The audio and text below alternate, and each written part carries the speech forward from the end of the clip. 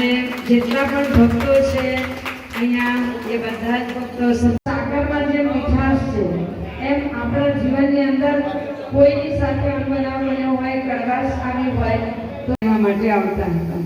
અને ગામ એટલું ભાગ્યશાળી કે આવા મહાપુરુષને ભિક્ષા સ્મરણ કરી શકીએ છીએ. પછી સંતો ખડકીની બહાર જાય પછી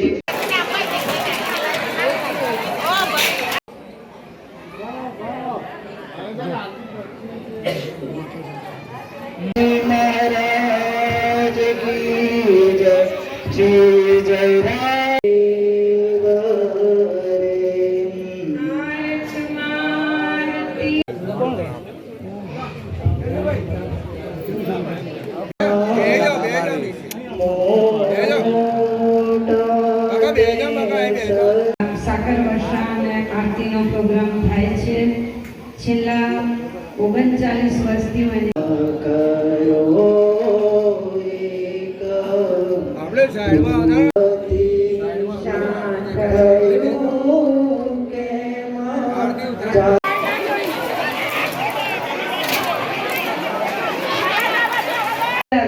જો આપણે એનો લાભ ન લઈએ તો પછી આપણા જેવા અભાગ્ય બીજા કોણ?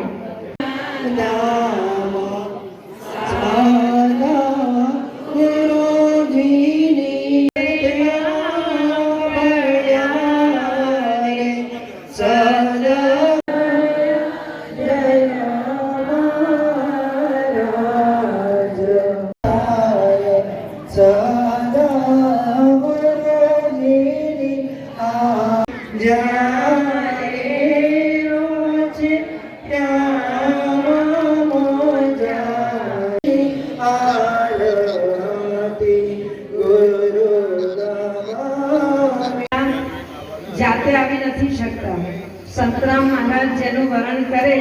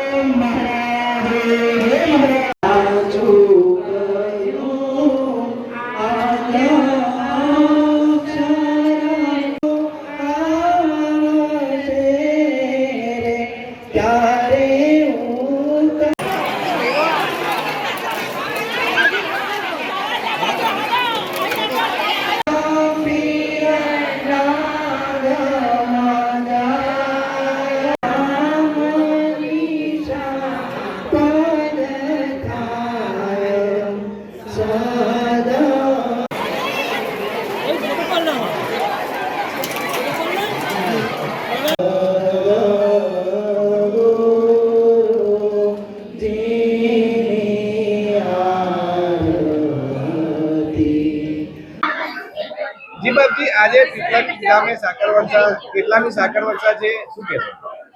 છેલ્લા 70 વર્ષથી પીપળજની અંદર માસુદ 14 સાકર વર્ષા થાય છે. સંતરામ મહારાજ સૌપ્રથમ પીપળજ પધાર્યા અને ત્યાંથી દેરી થઈને નડિયાદ શહેરમાં આવ્યા હતા. અને આજે સંતરામ મહારાજનું પીપળજની અંદર 70 વર્ષ થયા અને એને લઈને આજે મહારાજને ત્યાં સાકર વર્ષ કરવામાં આવે છે.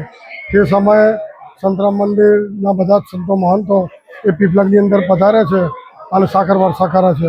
આખું ગામ આ સાકર લૂંટીને આનંદ પામે છે. અને વર્તમાન મહંત પરમપૂજ્ય શ્રી રામદાસજી મહારાજની આજ્ઞાથી આ સાકર વર્ષાનો આનંદ સૌને પ્રાપ્ત થયો છે. શ્રી સંતરામ મહારાજ કી જય.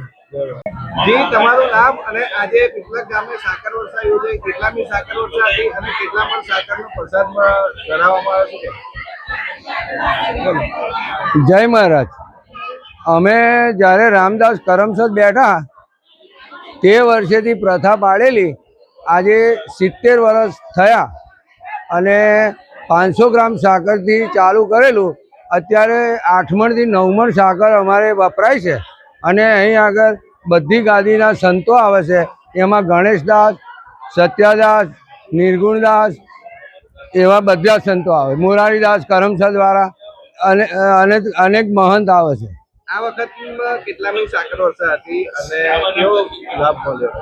અમારે લગભગ 7 મણ એક સાકર, 10 એક કોપરું અને 20 કિલો જેવી ચોકલેટ આટલું વપરાય છે પીપલગમાં. અહીંનો મહિમા શું છે? અહીંનો મહિમા એ છે કે જ્યારે બાળ અવધૂત યોગીરાજ બાળપણમાં જોરી લઈને નીકળેલા અને ગામમાં પીપલગમાં ભિક્ષા માગવા જાય અને આ ઘર બ્રાહ્મણોના હતા અને રાતે બ્રાહ્મણને ઘેરે આવે તો રાતે એમનો પાદુકા પડ્યા અને સવારે એવા અલોપ થઈ ગયા. અલોપ થઈ ગયા એટલે રેલવે ક્રોસિંગ આગળ ડેરીએ રહ્યા અને ત્યાંથી નડિયાદ ગયા. આ વખતમાં જે સાકર વર્ષા યોજાઈ એ કેટલામી સાકર વર્ષા હતી શું કહેશો? આ વખતે 70મું વર્ષ બેઠું. આ વખતે ભક્તોને કેવો લાભ મળ્યો છે? આ વખતે ભક્તોને એટલો બધો લાભ મળ્યો કે 3 થી 4 હજાર માણસો હરિભક્તો આવ્યા અહીંયા દર્શન કરવા. સંતરામ મંદિરમાં જે સાકર વર્ષા યોજાય છે તેવી પીપલગમાં પણ યોજાય છે. યોજાય. અહીંથી અહીંયા જે ભક્તો બહારથી આવે છે એ લોકોનું કહેવું એવું છે કે અમે મોબાઈલના માધ્યમથી આવ્યા. શું કહેવું છે? મોબાઈલના માધ્યમથી તો સાચી વાત, પણ અસલ જે બાળ અવધૂત યોગીની ભૂમિ છે એટલે સંતરામ મહારાજ પોતે જ ખેંચી લાવે ભક્તોને.